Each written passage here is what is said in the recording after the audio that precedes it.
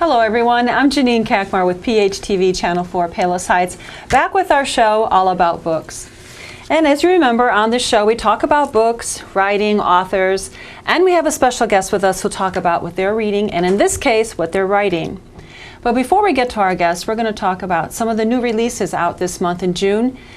And not all of them, of course, because we don't have the time for that, but we will talk about some of the featured titles coming out and about some of the New York Times bestseller titles coming out. So let's get started with our featured titles.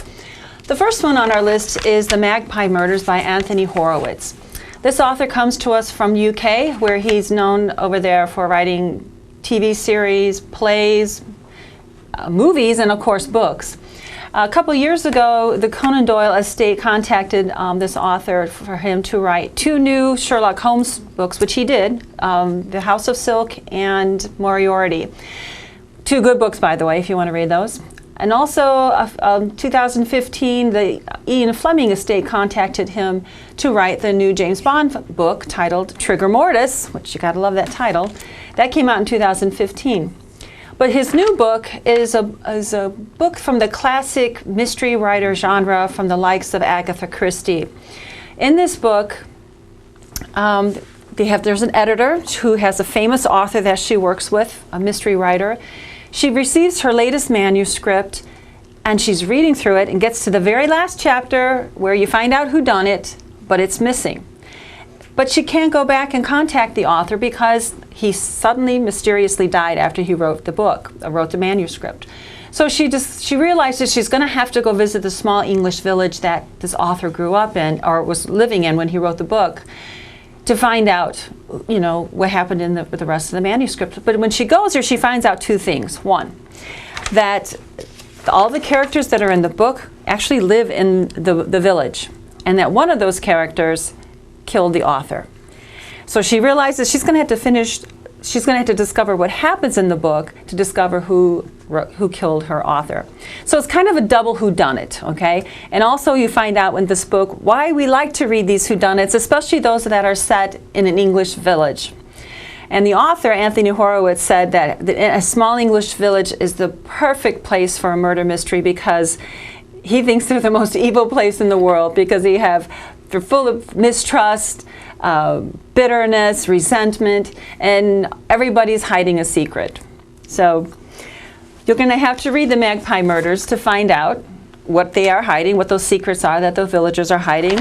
It's quite a masterful, suspenseful story that you as a reader will get to play detective to find out who done it. Okay. Our second feature title is The Ministry of Utmost Happiness by Arundhati Roy. And this book comes to us from India, where the author won a Booker Man Prize 20 years ago for her very first novel that she wrote, The God of Small Things. Now this book came out, 8 million copies were sold, it was translated into 42 different languages, and it turned an unknown writer into a literary sensation. But in the 2 decades since, she has not written any fiction, but she has been busy writing nonfiction and becoming very politically active in her home country of India.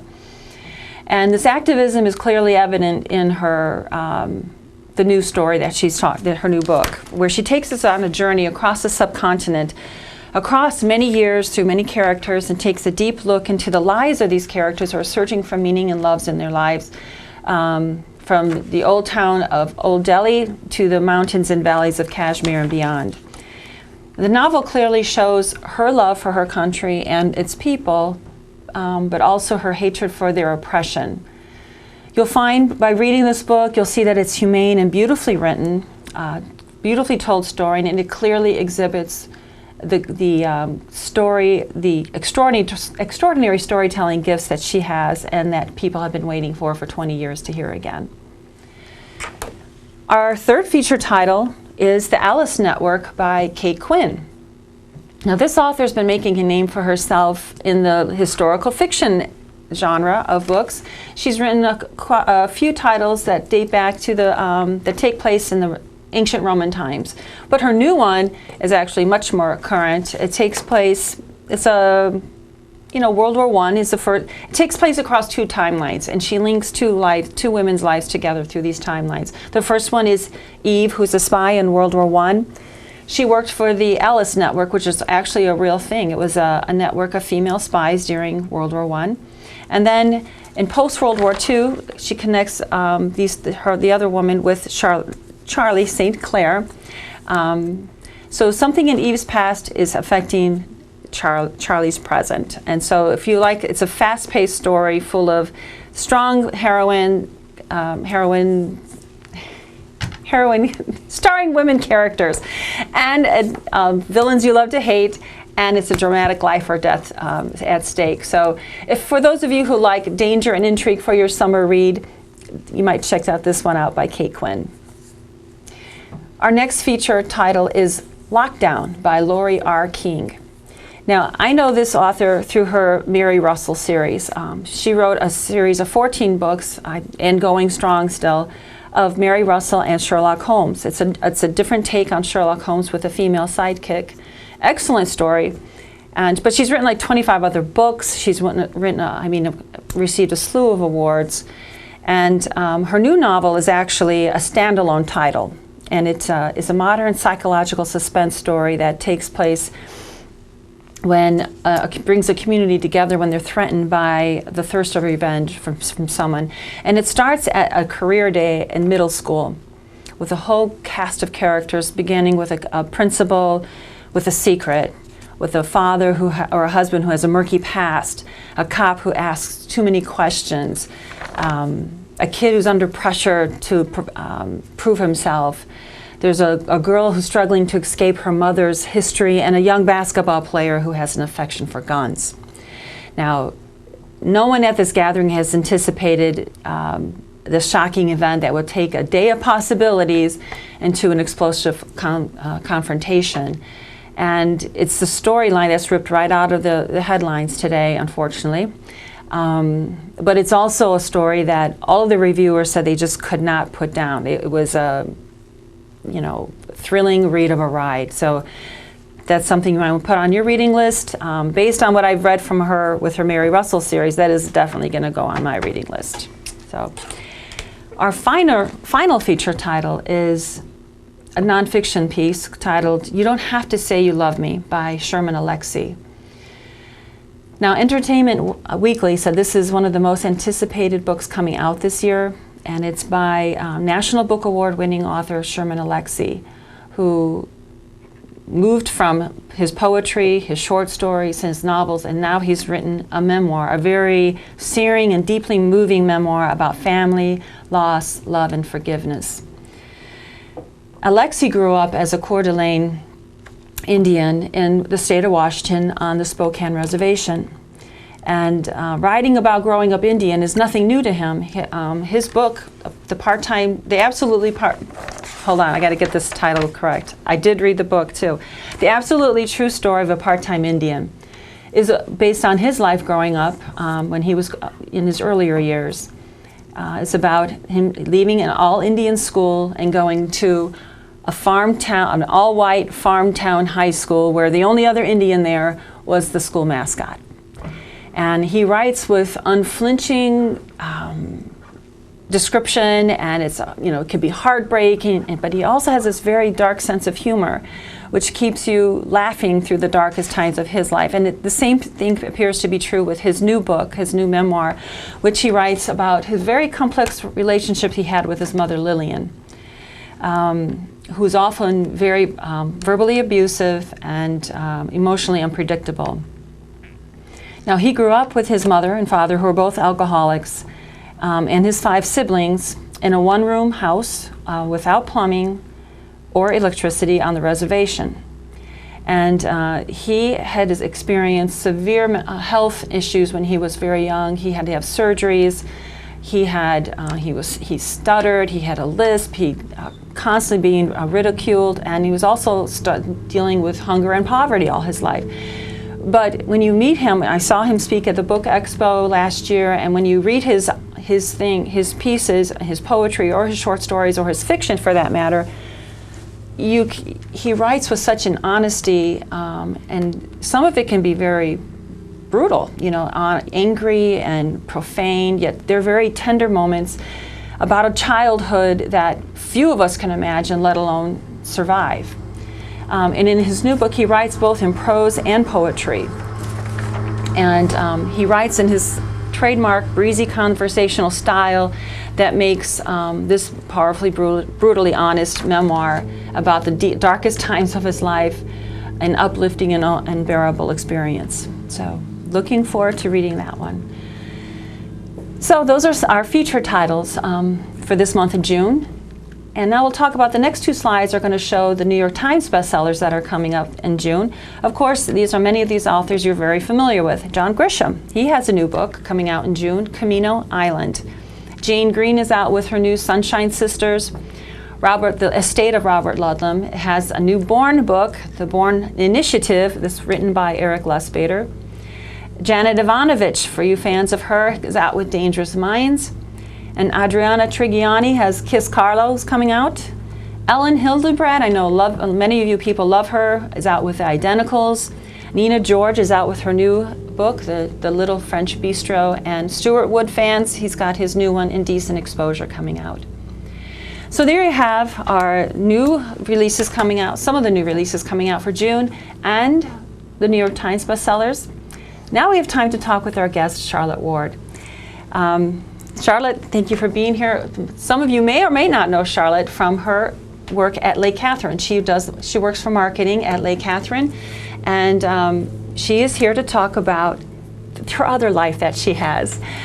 She's a writer. She specializes in feature writing. She's in editing, ghostwriting. She has her blog, Treks in the City. That's right. She's also ghostwritten 8 books from a range of different people that you've written with, authors, midwives, wedding planners to celebrities. So, Charlotte, again, welcome, and let's talk about a little bit what the work that you do here in Palos Heights, first of all. Sure, yeah, so I work for Lake Catherine. I'm the marketing coordinator, so I'm the person doing the Facebook page, sending out the press releases, kind of anything that we have going on. It's my job to get it out there for everyone to hear about. So all the flyers we see about the events, that's you? Yeah, that's me. Okay, great. Yeah. How did what brought you here? Because obviously you're not from here, right? No, I was born in England. Where are you from? The southwest of England, a city called Bath, which is a very cool, like, Roman city. You're from Bath? Yeah. I didn't know that. Yeah, I am. It's a gorgeous city. Oh my gosh.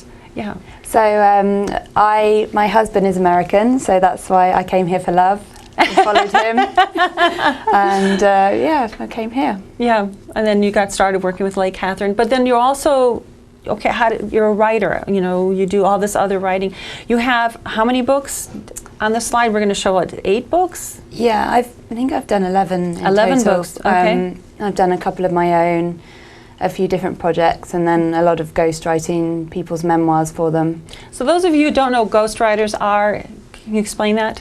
So a lot of books, they can tell a story and they want to write a book, but like celebrities or? Yeah, celebrities, but anyone really. Okay. Like a lot of the memoirs you see will have had a ghostwriter to help. So you help in varying degrees. Sometimes you will write the entire book and you'll just interview and then you'll write the whole book. Sometimes people are more comfortable writing their own material and then you work with them to shape it and get it into the right format for chapters. But yeah, so people like me kind of squirrel away doing you're doing all the hard work there. Shaping the book and putting it together and, asking for more detail where it's needed, like making the scenes like more descriptive and getting some, because fiction kind of has that kind of arc where you see the character grow, but the same thing happens with non-fiction, and so it's kind of really my job to show the character growing throughout the book in the non-fiction book too. Okay. So yeah.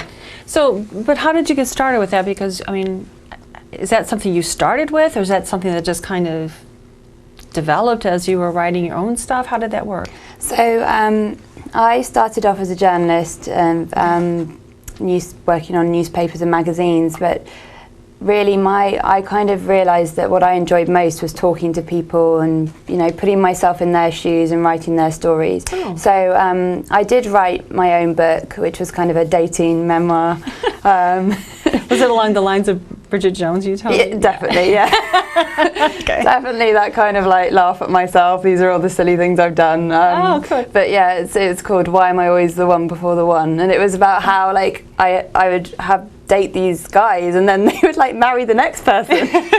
I'm like, what is it I'm doing? Is this a trend I'm doing? Yeah, but that didn't happen with my husband, thankfully. So Yeah. I got there in the end. But yeah, so I'd written that book, but I was working on a newspaper, and I would ghost like columns for people. So we had like celebrity columnists, and I would do their columns. And I see. I didn't know that either. I didn't know ghost columnist was a thing. So often, like when you see a celebrity's column in a paper, the writer will call them up, talk to them, and then we'll write it, and then read it back to them, make sure they're happy with it. So I would do that quite a lot on the features desk of this newspaper I worked for in England. And I used to actually ghost a column for this girl called Rebecca Gibbs, who is an English actress. And she discovered she had breast cancer just after her baby was born. Oh. And I was ghosting her column on a weekly basis about what she was going through and how she was coping with having a young baby and chemotherapy. Oh my gosh. And I ended up writing her book. Like, we got a book deal, so I did this kind of the same thing. I just wrote a more detailed story about her life and what had happened to her and her experience going through this. Mm-hmm. And then you have a couple booooks about midwives. And Yeah, I think so- explain that to everyone. So Yeah. in England, like the midwife genre was a huge genre, and it all came off the back of the book called The Midwife, which is also a popular TV series. Yeah, it's been popular here it's too. been Yeah. out here, and people were just obsessed with like midwives and, you know, the feel-good stories of like babies and people's lives, and it sparks that. Call the Midwife was such a bestseller in England that it sparked a whole genre of midwife memoirs. But midwives are different in England than they are here, right? Yeah, so they're less common here because most of the time, like, your baby will be delivered here by a doctor. But in England, unless you have a big complication, a midwife will deliver your baby. So At home or in a hospital? their home births are actually big now in the UK, but either. So you have midwives who'll come to your home, and you can have like a water birth or any kind of birth you want at home. They're very keen to do that now in England because they think if there's no complications, if you have a very normal pregnancy, then they actually think you're safer in a home environment. That's the research they've shown in the UK. So that's kind of the way they've been going in recent years. But also there's like midwives in hospital, and really, unless you have some kind of issue, then you're going to have a midwife all the way through the process. Oh, wow. So there's a real market for these feel-good stories. So I started off writing a book for a really fascinating lady called Sheena Byron called Catching Babies, because she was like, I don't deliver the babies, you've done the hard work, I just catch the babies at the end. So like that was her big thing, catching babies. Right. And she's a lovely lady, like, so I did her like story of her career. She had a fascinating career, and then after that I did a book for another lady called Maria Anderson, who is very, very funny. She's from the north of England, like a real character, and she, like, you can imagine you'd love her if she was your midwife, because she's so like nice and she like puts you at ease. And then it just kept on going. Like, I did another one for an independent midwife who she would actually be employed by people to have babies in their homes. And this is for women who like often had like big kind of phobias about having a baby in hospital, or had felt unhappy with maybe some aspect of the treatment they were getting on the National Health Service in the UK. So that she was kind of there to provide an alternative service. Like, she would come to people's houses and help them have a baby at home. Or if they needed to go to the hospital, she'd go to the hospital with them. But more often than not, they were home births that she was helping with.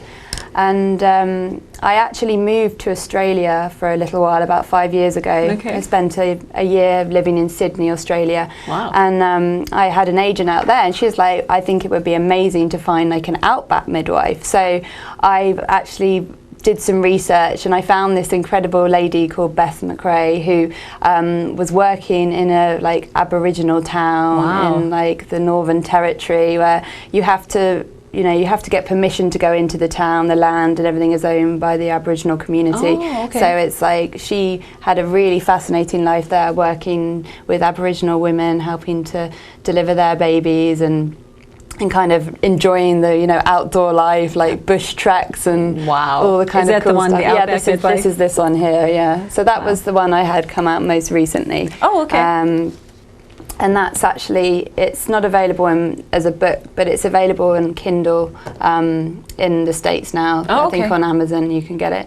And then that brings me up to the present day, where I've been just working with my first American author. You just completed it, correct? Yeah, that's right. I just Okay. finished it a few months ago.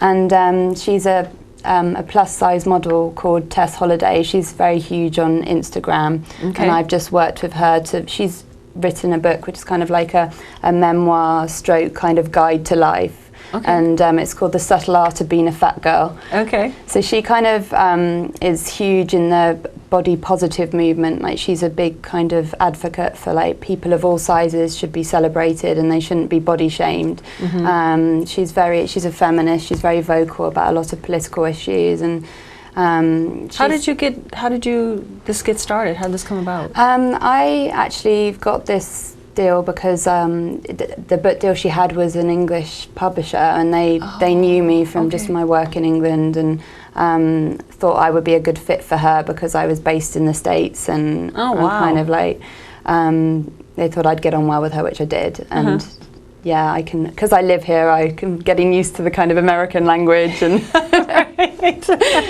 not going to find it too overwhelming to kind of like try and get the tone right to sound American. Right. Although obviously everything's a learning curve, so I've been learning all new words that. Yeah, I've learned a lot from you as well. Yeah, we've been teaching each other a few things. It's funny though, because like I know we've had this conversation. We are speaking the same language. We are using the same words, but I know there are times when, we're either emailing each other or speaking with each other, and I'm like, what does that mean? There's a phrase that you used, it was the twee thing, right? Yeah. I was asking Charlotte about if she heard about Anthony Horowitz, and when I was talking, researching Magpie Murders, and you had said something like, what was the sentence? I said it was, he wrote a series in England called Midsummer Murders, which was twee but awesome, I said. Right, and I thought it was a typo at first. I was like, tweet? She meant tweet? What? Yeah, it's funny. I mean, we use the same words, but it's just a bit different sometimes, What is there a difference that when your observation, I'm going to move from your books just for you as a person, your observations of being in the States, what do you observe or that you find, this is kind of interesting, or either with language or just the people and our life here in general? I mean, it is different. I'm going to treat you like a foreigner now. No. You think, put yourself, No, I mean, it is different, and I've kind of, I find it fascinating just like meeting people and talking to them. And I think like something I always say that it's just like kind of there's subtleties, it's not like Americans are completely different from the English, but just there's like subtleties. Like I think, the English have a reputation of being quite cynical, and like Americans are very like positive, and I think for me, like I really like kind of being around positive people and hearing people be positive. But then like sometimes, I might make a joke that's like a little bit sarcastic, and like I see people like they're not quite sure if I'm like joking or whether I'm just being horrible. Like, there's like little things like that. Like I think it's been a wake up to me that like I can be like cynical, and it's like nice to be around like positive people and to see like that kind of like positive outlook on life, and just like little things like here, I think it's really nice. Like I discovered like when I was pregnant, and there'd be people that I would just meet in my apartment building who I didn't know very well, but like I'd talk to them about my pregnancy, and they'd be like really nice, but they'd always say, I'm so happy for you, I'm going to pray for you. And like that was like, I thought that in England, like you just don't get people talk like a lot about religion like that. So they might say they're happy for you, but like the whole religion and prayer thing is quite a private thing. I feel like people don't talk about religion as much in England as they do here, but when people say to me, I'm going to pray for you, I like was really touched by that. I thought it was like really nice that someone would like actually include me in their prayers, and they probably do in England too, they just don't tell me. Right, yeah. So you've written, you write, you're working, I know you have a wee one at home. I do. How do you do all that? I mean, how do you actually structure your writing time and, besides very poorly, at the scruff of your neck, you're like running around. Yeah, I mean, it is chaotic. Like my son is almost. Or do you have two. a system? Or I have a system. I mean, it's not like a regimented system, but I have a rule that like the best writing is always in the morning, because as the day progresses you get more tired, and particularly when you're running around after a toddler, and it's hard to find the time. So sometimes he's been going through a phase of waking up at like 5:30 in the morning, so this has all gone out the window recently. But like when he wakes up at 7:30 in the morning, which he does sometimes, and thankfully we're creeping back to that. Yeah. I will sometimes like get up at 6, and when I was on the deadline I'd kind of get up at 6 and I'd get like a good hour of work done before he even wakes up, which is a really good time of morning to do it, because your brain is really fresh in the morning, and it's much better than trying to like say write at 7 p.m. when he's gone to bed, when I'm really tired, my brain is tired, and I'm not going to work as quickly. So I find like my kind of rule is try and do my writing in the morning, and then he goes to daycare like 3 days a week, so I'll do, when he's at daycare I'll also write all morning, and then after lunch it might be more trying to send the emails, like organize things, like the stuff that doesn't need so much creativity. But definitely I think in the morning is a good time because you're fresh. Right. So is it books you're writing on, or you're talking also about your blog that you have, Treks in the City? Yes. How does that work? So that's more like my hobby, I guess. Okay. So that's kind of sporadic. So I'll write that more when I'm like not on a book deadline, and then when I'm on a book deadline, that's kind of like on the back burner. But it's a travel blog really, and just a kind of almost like an online journal for me to like, so whenever I go on an interesting trip or I do something interesting around like Illinois, I'll write a little piece. Kayaking in the river? Yeah, I haven't done that one yet, but yeah, I recently went kayaking in the river and it was great. In the Chicago River downtown, So I'll just like try and write up a little thing about it and put some pictures up, so that it's kind of, it's there for people if they want to like research somewhere, they can maybe find like my article and get some tips, but it's also like kind of for me because it's nice to record the memory. Yeah. So it's like your photo album. Huh? Yeah, it is.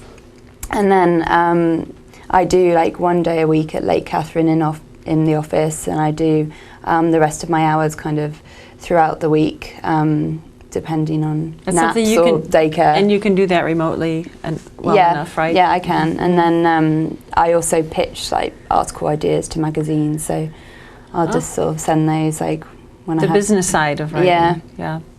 Because that's another point, because you have the creative time in the morning, right? When or you would love to get that, right?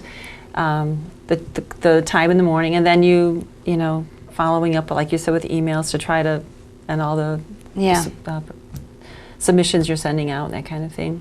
So it's that thing that I'm always thinking of things, like my brain's always going, like I really, I have trouble like getting to sleep at night because I just have that kind of chaos going on. But I just try and have a system with like, I think as a writer, ideas always pop into your head. So I'll have like a notebook next to my bed, or like jot it down, or I like have a way of, if I see an article that sparks an idea, I'll like email it to myself or save it for later, and then go back at a set time and try and like sift through all my like kind of sporadic thoughts and get some clarity of it all. Yeah, and see what sticks, right? I mean, not all of it does, and then you shelve it away for later. Is that, or you just keep all those notes somewhere? Yeah, just kind of like keep them, and I mean, I even like pin stuff to Pinterest or like save stuff to like various things on my computer, and then use all those resources to try and get some ideas together. And sometimes I'll like read 3 or 4 things, and then an idea will start to come together of something I want to pitch. I was just, something you said reminded me of, I saw Graham Simpson is an author. We actually talked about his book last time. He was at, in Naperville last month and went to go see him. And I'm always curious about how, writers work. And this is an author who's had, 2 huge books out, The Rosie Project, The Rosie Effect. I don't know if you've read those at all. I haven't. Okay. And then he, of course, has the new one, The Best of Adam Sharp. And but he talks about how the same thing, like, he's got to get the time in the morning. And then when he's sitting around, he's doing a tour now with books, and so he's traveling all the time. So he keeps his laptop with him, and then when they get through security somewhere, he sits down, he and his wife work together, and he just starts, constantly editing the stuff that he's done already. And so it's piecemeal all the time. You're always working on something, or you've got 5 projects going on, and you've got to, tweaking this here, tweaking that there. It's a different life, and your mind is always occupied with things. Yeah, definitely. So, anyway, so what's next for you after this book? Anything, or? I've been kind of tinkering with like a fiction idea for a while, but it's again, like with a fiction book, you pretty much have to write the whole book before you can send it to an agent. So right, because have you done fiction? I've never done fiction. Yeah, so that would be really different for you. Yeah, so it's something that I really want to do, but obviously then like other work always gets in the way. But I'm going to try it now and like devote some time to it and see if I can kind of get some headway with it. Well, good. So, just all the books that you've written, and you're working with ideas and words, and I just thought this would be a great person to have with us to talk about on books, because we get to see a different side. I'm talking about books when they're published, and you get to read them, and you read the characters that have been created by other people. But then we talked about the person here that is actually doing the work, and nonfiction is a little bit different. You're working with the facts of things, and in your case, I find that fascinating with the ghostwriters, where you're you are behind the scenes, right? Your name's not on the book, correct? Is that right? It's normally on the title page. So okay. Like this one, you'll see like it says with Charlotte Ward. Yeah. So like I've only had one book where I had to sign a non-disclosure. And that was like I could not tell you about it. I couldn't tell anyone. So, but generally, most of them will agree that you can. So that's not a book that's on the slide. It's not. No. Okay, this is deep secrets here. Okay. So most of the time they will agree that you have the credit inside, which is nice to have. So was the book about the Prime Minister that came out, right? We can make up anything, right? Yeah. You carry on.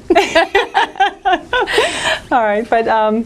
Well, thanks. Did I miss anything, Charlotte? I don't think so. Okay, well, I love Charlotte. She's sweet, and the work she does is she's always so wonderful to work with. We work a lot with my job at the library and her job at Lake Catherine.